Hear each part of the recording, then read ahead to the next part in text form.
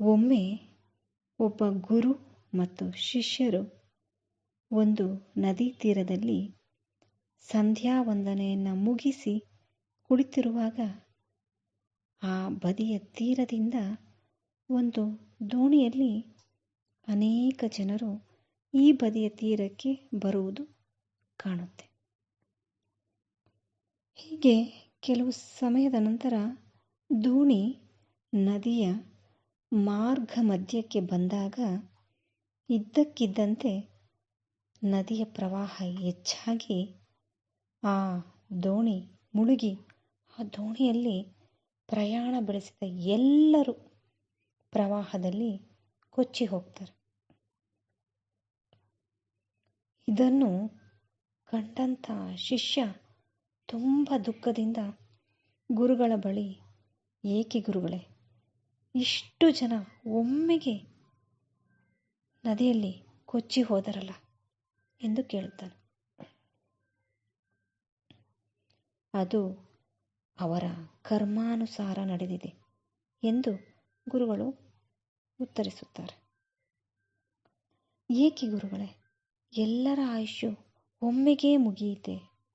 ಆ ದೋಣಿಯಲ್ಲಿ ಒಳ್ಳೆಯವರೂ ಇರುತ್ತಾರೆ, ಕೆಟ್ಟವರೂ ಇರುತ್ತಾರೆ. ಆದರೆ ಒಟ್ಟಿಗೆ ಎಲ್ಲರೂ ಕೊಚ್ಚಿ ಹೋದರಲ್ಲ, ಇದಕ್ಕೆ ಕಾರಣವೇನು ಗುರುಗಳೇ? ಭಗವಂತ ಒಳ್ಳೆಯವರನ್ನು ಕಾಪಾಡಬಹುದಿತ್ತಲ್ಲ ಎಂದು ಶಿಷ್ಯ ಗುರುವನ್ನು ಪ್ರಶ್ನಿಸುತ್ತಾನೆ.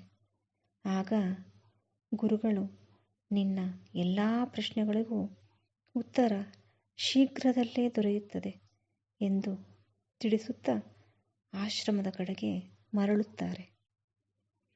ಹೀಗೆ ಕೆಲವು ಕಾಲ ಕಳೆಯುತ್ತದೆ.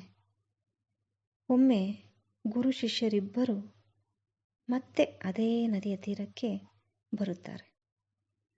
ಆಗ ಅಲ್ಲಿ ಒಂದು ಸುಂದರವಾದ ಶಂಕು ಶಿಷ್ಯನ ಕಣ್ಣಿಗೆ ಬೀಳುತ್ತದೆ.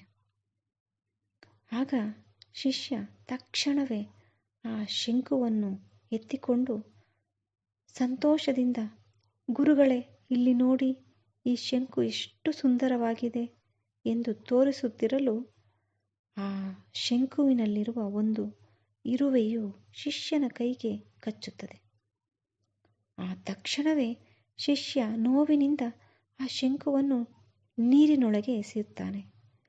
ಆಗ ಗುರುಗಳು ಶಿಷ್ಯನನ್ನು ಕೇಳುತ್ತಾರೆ, ನಿನಗೆ ಎಷ್ಟು ಇರುವೆ ಕಚ್ಚಿದವು ಎಂದು. ಆಗ ಶಿಷ್ಯ, ಒಂದೇ ಇರುವೆ ಗುರುಗಳೇ ಎಂದು ಉತ್ತರಿಸುತ್ತಾನೆ. ಹಾಗಾದರೆ ನೀನು ಶಂಕುವಿನ ಒಳಗಿರುವ ಉಳಿದ ಇರುವೆಗಳನ್ನು ಏಕೆ ಕೊಂದೆ ಎಂದು ಕೇಳ್ತಾರೆ.